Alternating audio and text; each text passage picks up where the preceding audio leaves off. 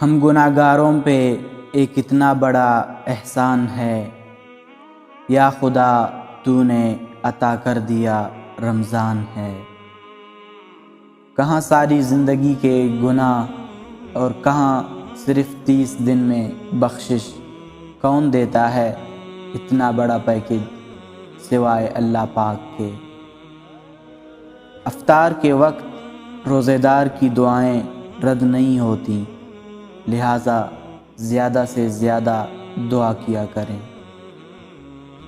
نبی صلی اللہ علیہ وآلہ وسلم نے فرمایا، جس شخص نے مومن ہو کے محض رب سے اجر پانے کے لیے ماہ رمضان کے روزے رکھے اور راتوں کو قیام کیا، اس کے پچھلے سب گناہ معاف ہو جاتے ہیں۔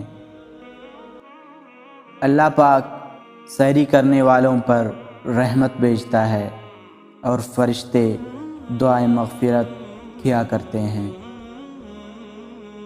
آپ صلی اللہ علیہ وآلہ وسلم نے فرمایا، روزہ دار کے منہ کی بو اللہ کے نزدیک مشک کی خوشبو سے بھی بہتر ہے۔ آپ صلی اللہ علیہ وآلہ وسلم نے فرمایا، سحری پوری کی پوری برکت ہے، تو تم نہ چھوڑو، چاہے یہی ہو کہ تم پانی کا ایک گھونٹ پی لو۔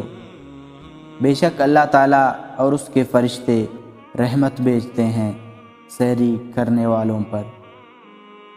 آپ صلی اللہ علیہ وآلہ وسلم نے فرمایا، جب رمضان المبارک آتا ہے تو جنت کے دروازے کھول دیے جاتے ہیں اور دوزخ کے دروازے بند کر دیے جاتے ہیں اور شیاطین کو قید کر دیا جاتا ہے۔ کوئی ادھوری نہ رہے دعا کسی کی، سب کے لیے ایسا مبارک رمضان ہو۔